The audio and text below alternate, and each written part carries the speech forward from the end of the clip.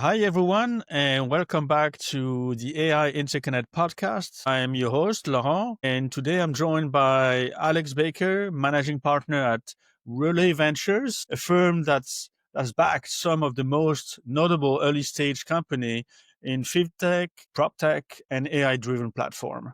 Alex isn't here to talk theory. He's a tactical investor, someone who has helped founders get real traction, raise capital, and build sustainable businesses. This conversation is about real lessons, real filters, and how capital meets execution in today's startup world.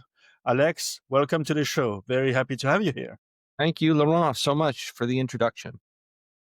Thank you. That's cool. Let's have this friendly conversation and let's start with you. What's the story behind your path into venture capital? How did you get into this space and what keeps you excited about it today? Okay, well, that's two very separate questions. And I had a very unique experience, let's say, getting into venture capital, one that is probably a path that you would never have come across before. I was doing work as a consultant in San Francisco. And as I was flying back on a Friday morning, which was unusual for me, usually I was coming back on Thursday afternoons and just happened to have a meeting late Thursday that prevented me from doing that. So as I was flying back in December on this early morning flight, I ended up sitting next to somebody and got to talking to them about the work that I was doing in consulting and that he was doing in venture investing. And this was 2008. In Canada, it was, I don't even think you could describe it as a cottage industry at the time. There was maybe a handful of funds, and by handful, I do mean like less than five. And he was working with the Royal Bank of Canada and left me with his business card and said, look, if you're interested in learning something about venture capital, I'm interested in learning something about consulting. And so I went away and did my work, learned quite a bit about venture, but not from any resources that we would use today. There was really nothing online, very, very, very little in terms of the blogosphere. If you think about where we were at in terms of kind of the internet 2.0, it really didn't exist. It was still a one-way communications platform. And so I did my work at the library. I did my work at the bookstores. And eventually I built up the courage to reach out and meet with him again. And eventually, it got in my head that this could be an interesting job. Again, one that I didn't know much about. In my consulting days, we did deals with companies that were kind of $50 to $60 million of revenue that were venture backed. But, the extent to which we looked at those deals was how much cash is on the balance sheet so that we can identify if there are any risks to, future relationship with those companies. But long story short, it took like four and a half months. And that was in 2008. And so since then, that fund that I was with at RBC spun out from the bank.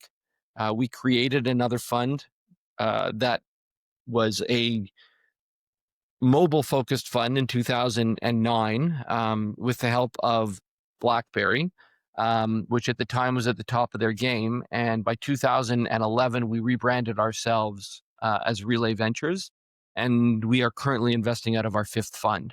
So it's a long story to answer your question. It was very opportunistic. And like I said, something that I think you read about in novels or watch on TV, but not anything that I thought I would ever have experienced on my own. And it was pure luck is really what it boils down to.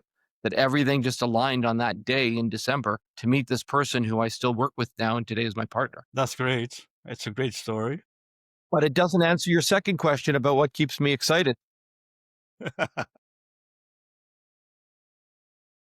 I think you would be hard pressed to find a job in the world that allows you the opportunity to see how the world is evolving in real time, particularly from a technology standpoint. You could argue that you're watching how the world evolves if you're an economist, or you're watching how the world evolves if you're a journalist.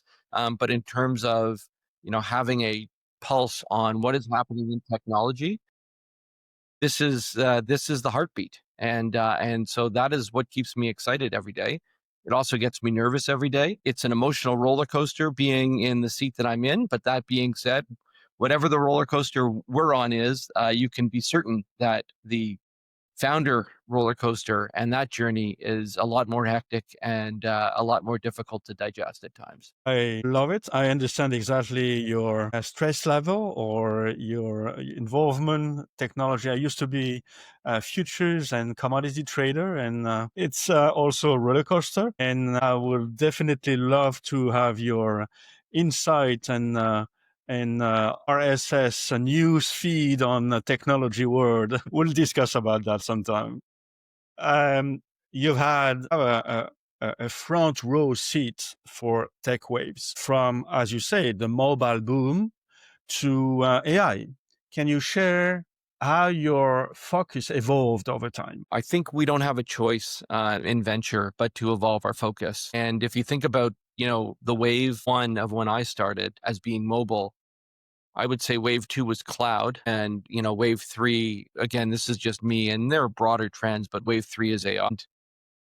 Businesses don't have a choice but to evolve into these waves. You could argue, by the way, that, maybe wave three was crypto, but that wasn't something that we ever dove deep into, and nor did it really affect most of our businesses. So some could argue that, and there's been micro waves in between as well. You would talk about fintech and prop tech and, a few others that we've been able to successfully ride.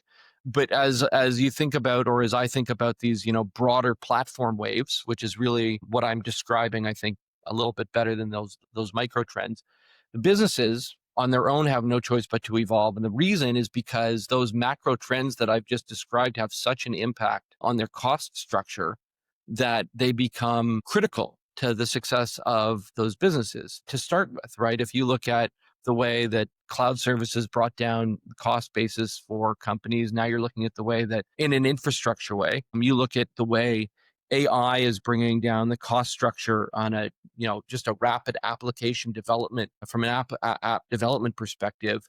If you're not in that trend, even in an existing portfolio company, looking at ways that you will be disrupted or you can disrupt your own business, then you're just not going to be a successful business.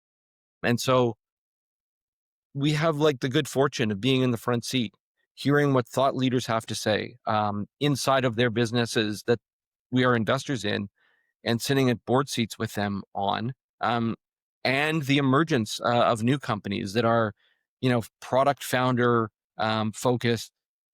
focused founders, I should say, that aren't, deep technologists, but are able to build wave one of their applications basically in their basement. Very different profile. So, we have the good fortune of having access to, what I think are thought leaders in every which way, both from a, platform perspective, also have access to people that are understanding what's happening from a hardware perspective, and then those that are understanding very well what's happening at the application layer. And that, again, you look throughout these macro trends where we've been privileged to have a front seat, and it definitely informs how we look at deals and how we evaluate founders. That's very interesting.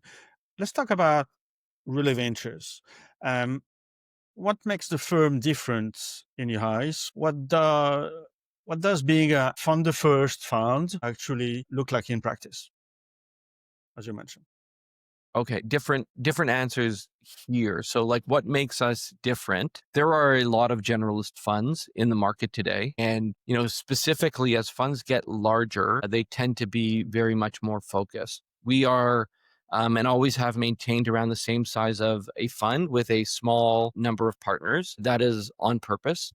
That's because we like to take active roles in companies. We like to be, in some cases, we want to be considered quote co-founders with the groups that we're involved with. That's a little bit different than, early stage seed and pre-seed funders are very, very, very often, they have a more generalist approach. We always try to focus on 3 or 4 different categories, and we've done that through the life cycle of the funds, whether it started with a mobile and then we added on fintech. At one point, we were looking deeply at ed tech and in micro mobility. We did a little bit of work in health tech as well. We introduced prop tech into the Canadian marketplace. So we've taken a very active role in sports tech. These are emerging technology areas, but we try to keep them really tight, and we try to focus on no more than 3 or 4 areas at one time, and that's what makes us different.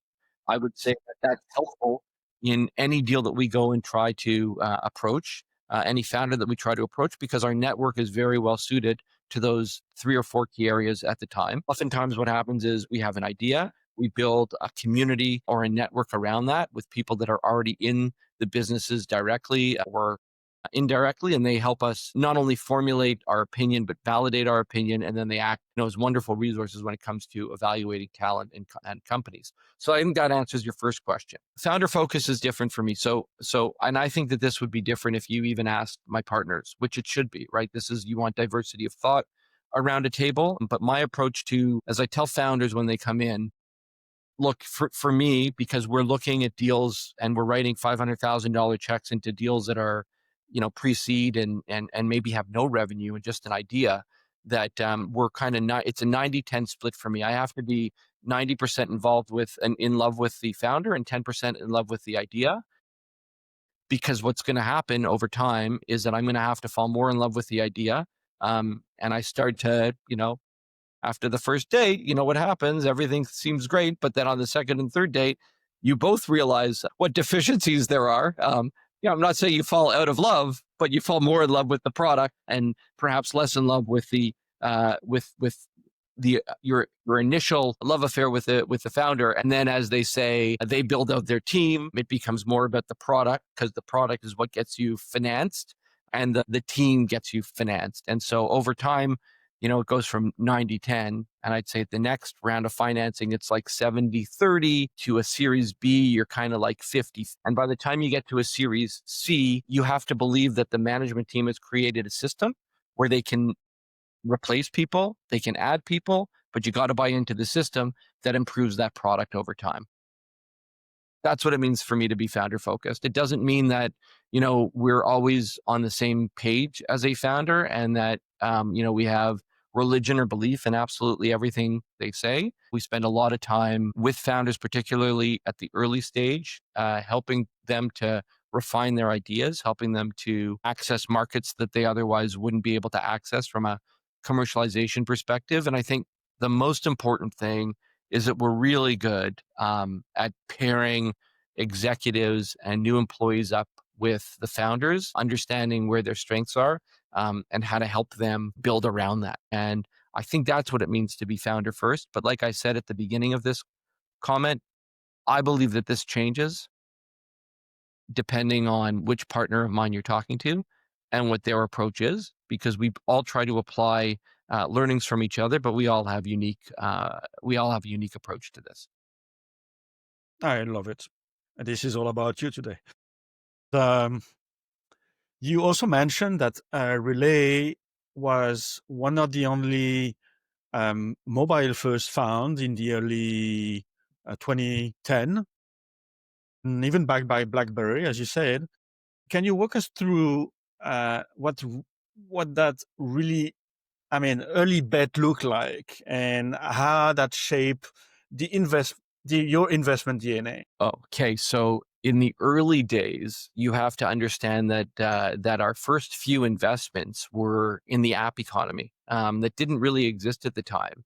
And how do you take these platforms and introduce individual applications both to the enterprise and the consumer? And like the early days in 2009, when we started making investments out of that fund, it was difficult to find applications, and so we did have applications direct to consumer and to the enterprise in the travel space, as an example. In the application development space, we had a few different companies. We had companies that were in the analytics space. We had companies that were in directly in the app, like just churning out applications, consumer applications, and trying to sell them through the marketplaces that existed back then. And then that evolved to more infrastructure type of investments. I talked about the application layer before, but we also had investments in companies that were exposing assets of large organizations that would later become APIs and help applications build on top of those core assets. That's what it looked like in the early days. And the things that I think, were special back then, that we learned about back then,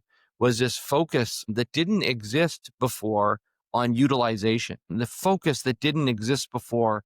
A/B testing always existed in my background both in consulting and my jobs before that in direct marketing, was really around A/B testing, but executing it at real time at the application layer through push notifications, which by the way was another area that was underdeveloped at the time that we invested in. Exposing that or understanding that in real time and making changes on the fly and optimizing your flow immediately. Like that is stuff that brings us to where we are today, that gives us a unique perspective where we can look at, companies and cohorts and the activity of those cohorts within companies to really understand what is special about the opportunities that we're investing in and what is a deterrent in the companies that we decide not to invest in that have traction. Okay, love it. Let's zoom in on funders. What are the patterns you have seen in successful entrepreneurs, and what are the things you watch out for before making an investment? Okay, so let's start with the latter question and then we'll get to the former question. I think it's just easier because it's top of mind of what you just said. Look, the one thing that I like to see in a founder is vulnerability and an ability to rebound from adverse situations because they will be facing them throughout the course of the investment horizon, without a doubt. And my view is those that can show their vulnerability and share it with you, and it's a two-way street.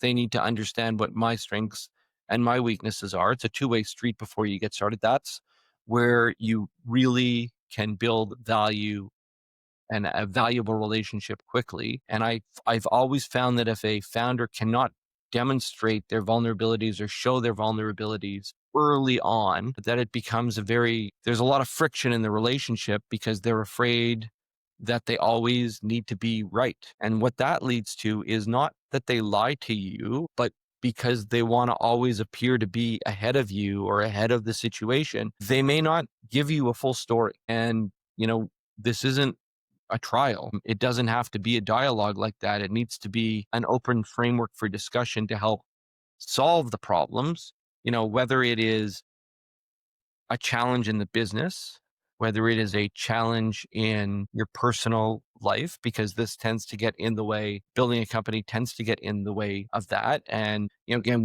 I wouldn't be able to help. I'm not a psychologist. I'm not a counselor. I wouldn't be able to help with that, but I would be able to pair the founder with somebody who's gone through something similar to say, just talk it out. And then also like the challenges that you may have with your team or unforeseen circumstances in the market, things of that nature. So I think that if you can't show that vulnerability, if you haven't been able to demonstrate the ability to recover from setbacks, you've gone through your entire life, always in the winner's circle, and you can continue to convey that, there are other funders that would be very happy to finance that and that profile of a person.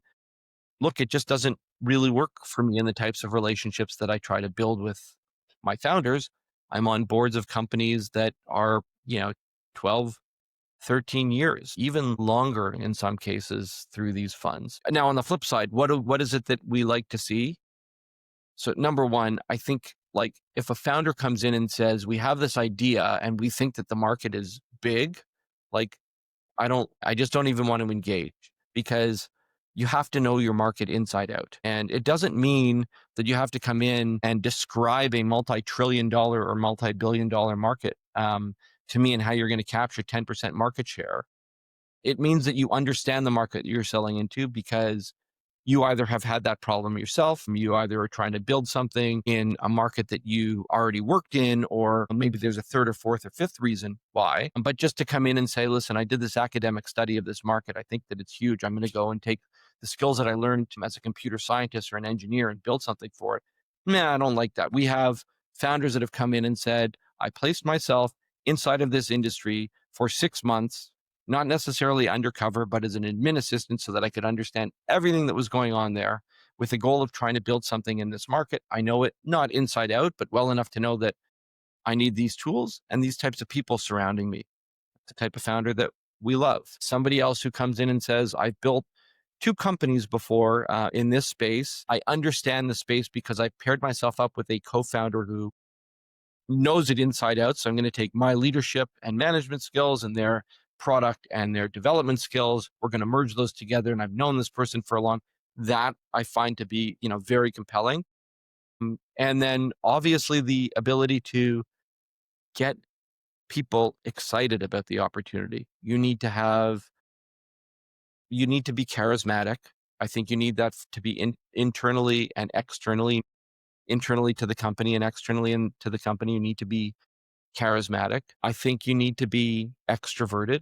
Part of this business of being successful as a leader and as a founder, one of the founders has to be extroverted. I said it before, you've got to be able to recover from setbacks. And most importantly, you need to be able to deal very well in ambiguous situations. Because if you can't, you don't really understand the dynamics of how venture works. The market evolves all the time. New entrants come up beside you and behind you. You didn't even realize that they were there. They're like, well, there was never ever a website with this company. Well, you didn't really anticipate that the idea was going to emerge. There's a lot of different ways to look at competition. That's, ambiguity and recovering from setbacks and being extroverted. Those are extremely important to me. Obviously, being knowledgeable and smart and having good instinct and like the things that we would be able to trade, the qualities you and I would be able to trade back and forth right now. Those are quintessential, but the ones that I just mentioned, those are the ones that get me as a founder-focused funder the most excited. Awesome. Really love your insights. Thank you. You were clear that you're not big on grand market theory or fluffy thesis. You're tactical. And what are the moves that actually matter in early stage execution? You need to start with, again, if you're coming to pitch me and it's early stage execution, you need to start with a product. And I need to understand how that product's going to find its way into the market.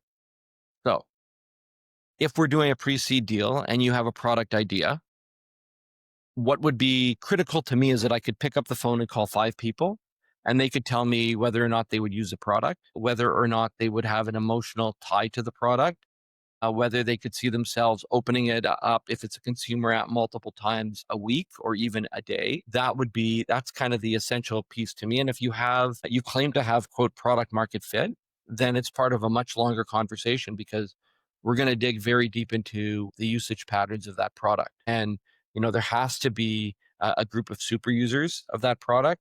We would have to pick up the phone and understand why they're super users and how they were acquired, which we would do. I would play with the product myself. If it was an enterprise product or a consumer product, I would find 3 to 5 people that I know that would play with the product and give me real feedback.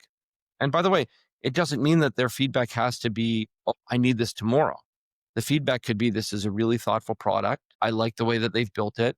I like the engagement hooks. I like the I like the short amount of time it gives me to get a response. I like that I don't need to be in it for 5 hours or 3 hours or an hour, and I can just check it by the minute. I like the push notification. There's a lot of different ways. It's not just one approach. And I think what's coming out of my mouth right now sounds a lot like mostly consumer type of engagement, but this would be very similar for some SMB applications as well that we invest in. Very interesting. If I may push a little bit more, what's a recent decision, investment or path, that reflect how you think differently than most? Okay. On the investment side, we are looking now and are executing against a strategy in one of the verticals, in the verticals, I should say, that we're focused on, to do more of a consolidation of assets, which is unusual for a venture fund. Why is it that we're looking at this? So there's 2 reasons. One, obviously the founder is compelling, understands the market, has done consolidations in the past and has a thesis around it. And we've invested behind this person before.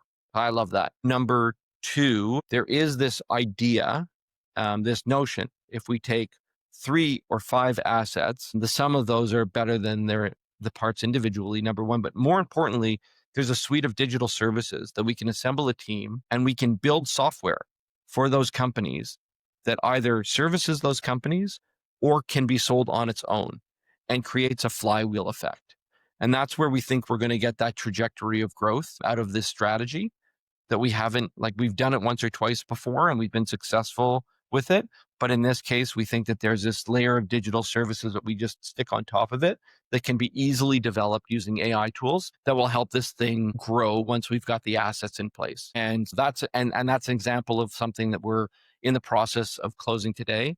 I would say, if I look back the last 4 months, stuff that we have passed on, and I think you would hear this consistently by VCs. So I'm willing to dig deeper because I want to give you the right answer, because I think your listeners, are probably interested in this. But I would say in the AI deals that we've looked at, there has to be a path to having some sort of IP. It doesn't need to be a patent, but it has to be trade secret or intellectual property that's generally driven by a unique data set that nobody else can have access to. Extremely difficult to build.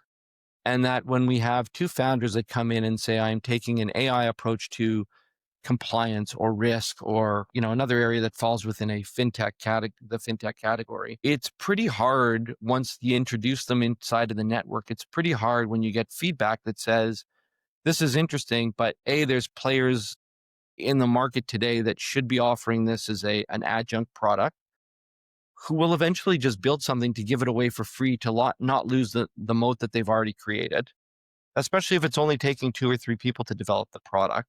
So, what is unique about what they're building? If it's at the application layer, there better be some unique access to data that they have that otherwise someone else can't go and build around them. And that's been a lot of the story around AI that's been, I think, difficult for VCs to dig deeper on. Okay, so to be clear, if we're talking about today, it's clearly going to be, some type of process improvement. We'll call it agent interaction, agent handoff. You can call it, sort of a full service application layer that basically reduces the number of steps between applications, or that you're already taking today. That is by far and away the efficiency of app delivery. Today, that is going to be the market that you know is at the top of its game. If you're not in the LLM space, which we don't know, we're not doing a lot in the model space necessarily. There are other funds that I think are better suited for it because they've got a deep bench of PhDs and things of that nature where they understand the research. So today, like the stuff that we're doing at the AI level, that is AI direct, is an AI to the core of the business.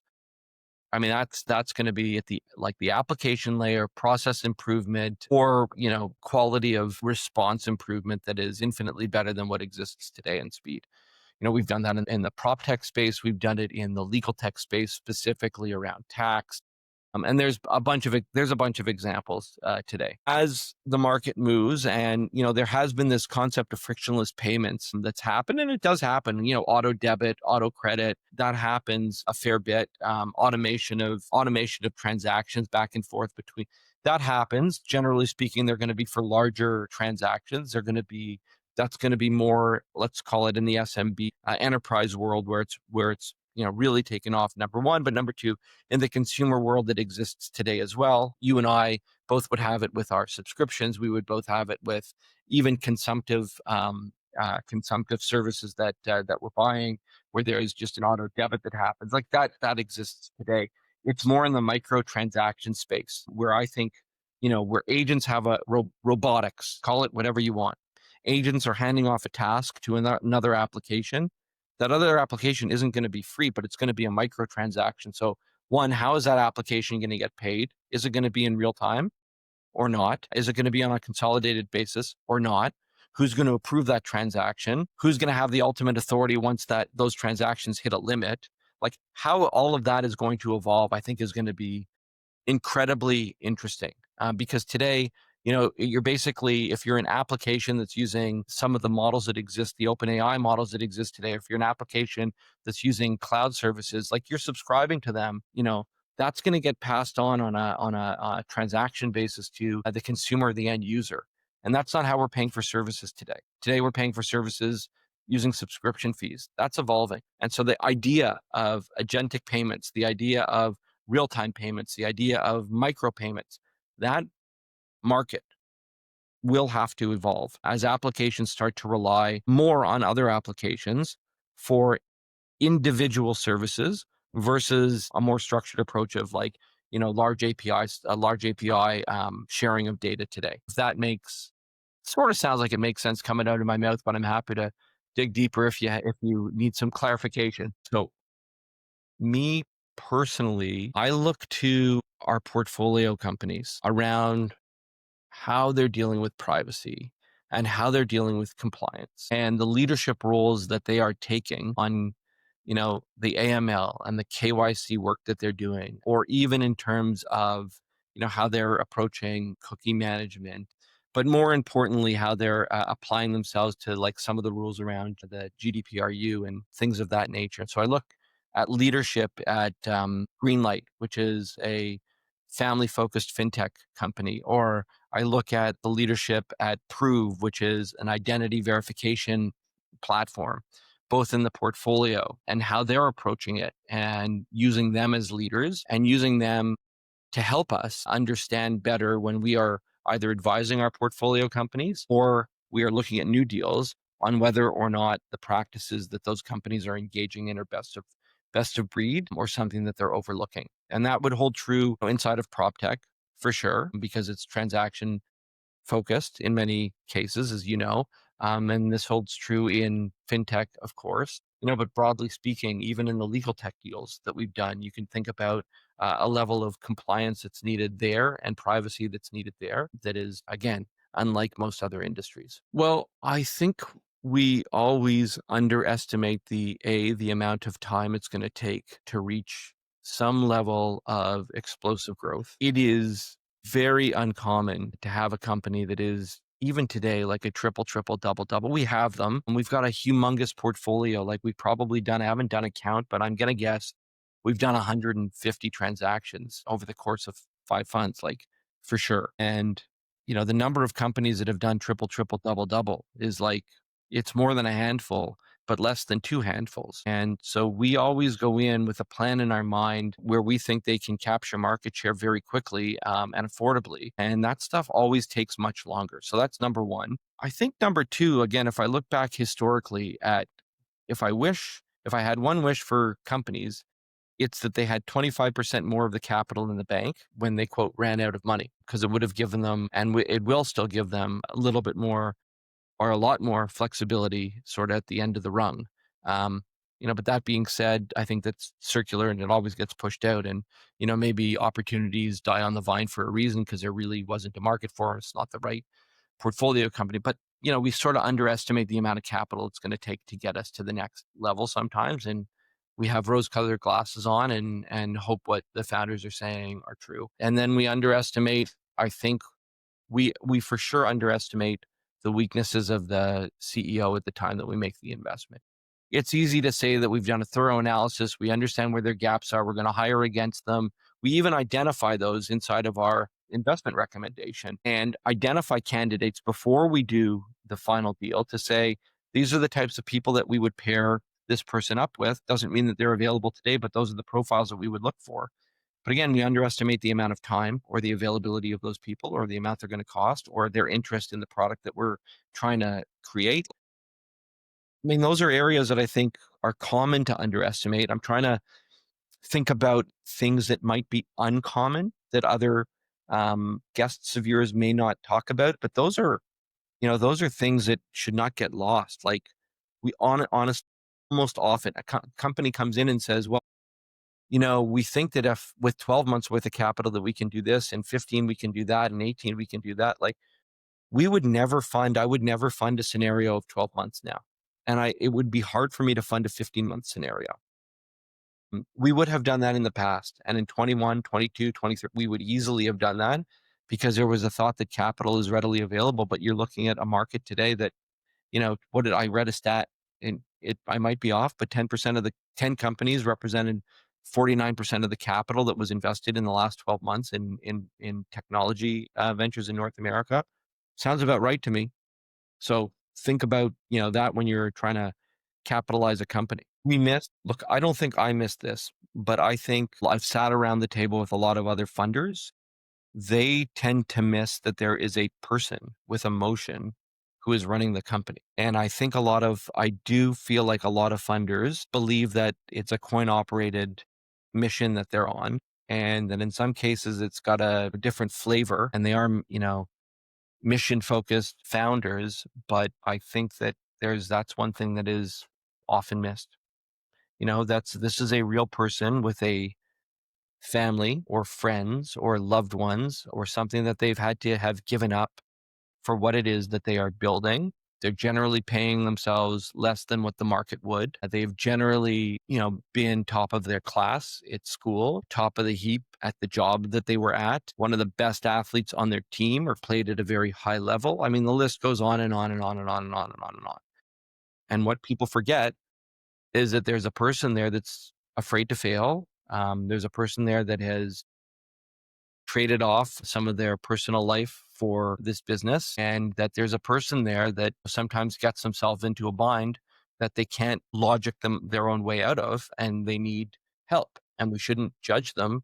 We should be there to help them. They're judged, but by the way, like what we don't understand is, listen, public companies are judged by the market all the time. Well, by the way, private companies are as well. They're judged by the views of their users, but they're also judged by the views of, in venture capital, they're judged by the views of other venture capitalists and whether or not they're willing to come along for the journey. And that is whether or not it is something that should be celebrated, i.e. financing is debatable. I don't think it is.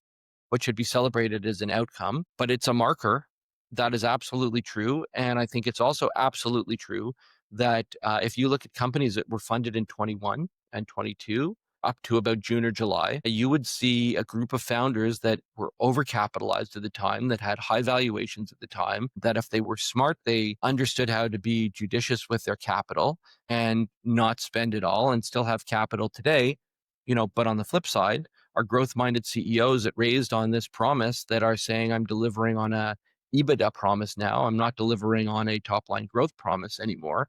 And I'm delivering on a rule of 40 promise, and I'm not delivering on a double my business every year promise. And so that's like, I promise you, like that's difficult. We can't overlook that. We can't, we have to understand that it's a different profile CEO or a different profile archetype of what we're looking for in the CEO today than what was funded. So I'm going to say that there's no, from a trend perspective, where we're spending a lot of time now is to understand, like you talked about it before. We're really trying to understand, this, again, velocity of micro payments through agentic systems as an example. It's like, that's pretty narrow, what I've just described, but I think that there's some value in that area.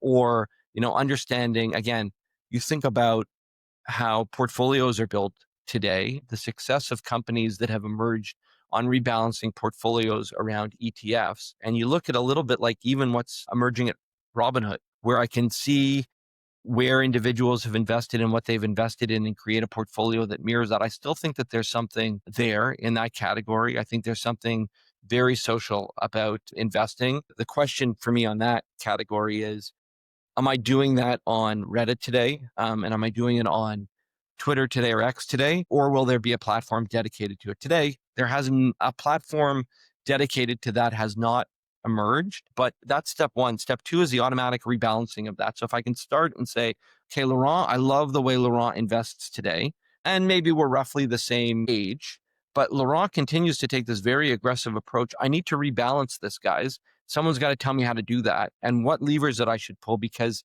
again, it's really hard for me to understand what this portfolio should look like in a more conservative approach or based on how the market's moving. So how do I educate myself on the rebalancing side? And again, the question really is there is this a platform, or does this exist inside of other communities? And, it never becomes a real category on its own. So we have an opportunity for we think that there's been an app explosion in the past.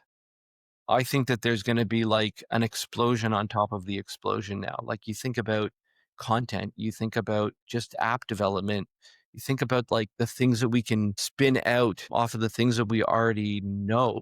Like I just, I'm not convinced that on the consumer and SMB side, it's going to be hard to find an application layer that's just going to have the same momentum as like a Greenlight would in our portfolio, or a 7Shifts would in our portfolio, where adoption is exceptionally high. Like they understand the customer they're selling into, recruiting, et cetera. But those are big teams. I think what we're going to find, I'm not sure that I buy this $1 billion one founder thing just yet. That being said, sometimes I'm real behind the train of thought. But I do think that we're going to find, teams of 20 that are generating 150 to $200 million of revenue. I think that that's going to exist. And that's the stuff will be exceptionally hard to find. But, they'll be out there, and there'll be stories to tell around them. Knows nothing about technology. All right, listen, you told me to fill in the blank, and I have to say something that's a little bit outrageous, so I'm trying. Relay.vc, I post stuff to LinkedIn. I'm not that active on other platforms. I think that's the best way to find me and find us. And a lot of it is through the work that we do quietly with our portfolio. I'm happy that we were able to connect. This is wonderful. Absolutely. Anytime. Okay.